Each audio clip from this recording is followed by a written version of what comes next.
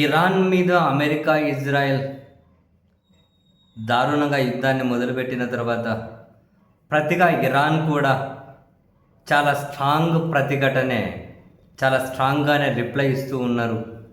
ఈ క్రమంలో ప్రపంచం మొత్తం ఇబ్బందులకు వెళ్ళిపోతుంది. రోజు గడిచే కొద్దీ ప్రపంచం మరింత ఇబ్బందులకు వెళ్తూ ఉంది. మధ్యప్రాచ్యం మొత్తం అల్లకల్లోలం. అండ్ బయటకి రోజుకి 2-3 సార్లు అమెరికా అధ్యక్షుడు మీడియా ముందుకు వచ్చి, ఆయన ట్రూత్ పోస్ట్లోను, రక్షణ శాఖ మంత్రి మీడియా ముందుకు వచ్చి, ఫారిన్ సెక్రటరీ మీడియా ముందుకు వచ్చి, వాళ్ళు రోజుకొకటి ఒక మేకపోతు గాంభీర్యాన్ని ప్రదర్శిస్తూ ఉన్నా కూడా రియాలిటీలోకి వచ్చేసరికి చాలా తీవ్రంగా అమెరికా కూడా నష్టపోతూ ఉంది. రోజుకు వేల కోట్ల రూపాయల నష్టమే కాకుండా మానవ నష్టం జరుగుతూ ఉంది, ఆస్తి నష్టం, చాలా రకాలుగా ఏదో పైకి మేకపోతు గాంభీర్యాన్ని ప్రదర్శిస్తున్నారు.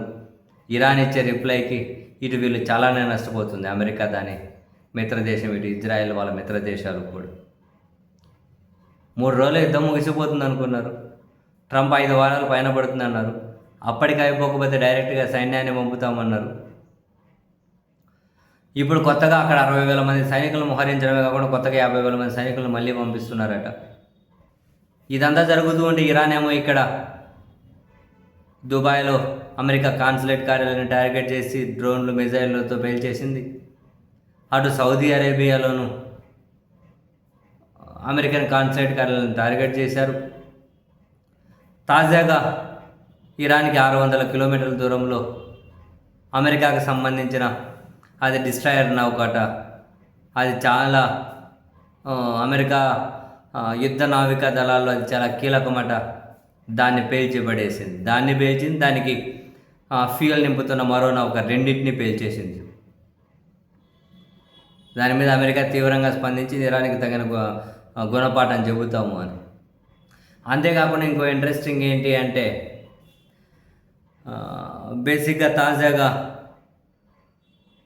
2 రాడార్లను అమెరికాకు సంబంధించిన ఇటు యూఏఈలో, సౌదీ అరేబియాలో ఉన్నటువంటి 2 అమెరికా యొక్క థర్డ్ ఎయిర్ డిఫెన్స్ సిస్టమ్ను పూర్తిగా ధ్వంసం చేసేసిందండి ఇరాన్.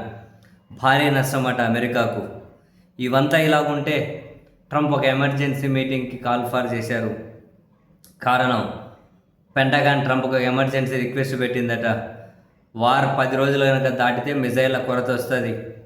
ఇరాన్పై కనుక మనం దాడి చేసుకుంటూ పోతే 10 రోజులకు మించి మిజైళ్ళు లేవు. ఆలోపు ఏదో ఒకటి ముగించాలి. భారీగా కనుక డబ్బు ఖర్చు పెట్టాల్సి వస్తుంది.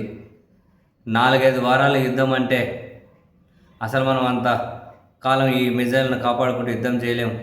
ఇంటర్సెప్టర్ మిజైల్ కొరత కూడా వస్తుంది.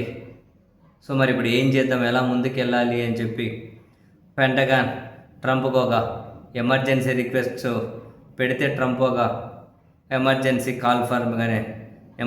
మీటింగ్కి కాల్ ఫర్ చేశారట. పైకి ఇరాన్కి తగిన బుద్ధి చెబుతాం, మీ సంగతి తెలుస్తామంటూ ఉన్నారు. కానీ ఇక్కడ అమెరికాకి ఎండిపోతూ ఉంది. ఆ దేశం జనాలు రోడ్లెక్కి ఆందోళన చేస్తూ ఉన్నారు. అమెరికా ఇంకా ఎక్కువ సైన్యాన్ని పంపించవలసి వస్తుంది. ఇటు రాడార్లను నష్టపోతుంది, యుద్ధ విమానాలు నష్టపోతుంది, జెట్లను నిద్రపోతుంది, నౌకలను కోల్పోతుంది. సో ఇరాన్ కూడా చాలా దారుణంగానే ప్రతిఘటిస్తుంది, దారుణంగానే అటాక్ చేస్తుంది. మరొక పక్క ఇజ్రాయెల్ రాజధాని టెల్ అవీవ్పై సూపర్సోనిక్ మిజైళ్లతో విరుచుకుపడుతుంది ఇరాన్ కూడా. అసలు యాక్చువల్గా వాళ్ళ ఇజ్రాయెల్ రక్షణ కవచాలను ఛేదించుకుంటూ మరి ఈ ఇరాన్ మిజైళ్ళు వెళ్తూ ఉన్నాయట. అంటే ఇజ్రాయెల్, అమెరికా 2 కూడా భారీగానే నష్టపోతూ ఉన్నాయి. వాళ్ళు అనుకున్నట్లు ముగింపు వచ్చేటట్లేదు. అసలు దీని నుంచి ఎట్లా బయటపడాలో వాళ్ళకి అర్థం కావట్లేదట. అందుకని అక్కడ ప్రజలను రెచ్చగొట్టి, ప్రతిపక్షాలను రెచ్చగొట్టి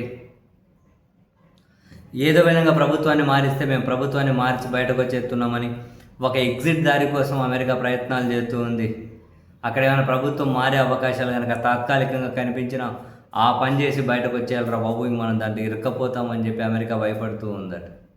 యుద్ధం మొదలెట్టడం ఈజీనే, రండి బయటకు చూద్దాం ఎట్లా వస్తారో, ఏం చేస్తారు.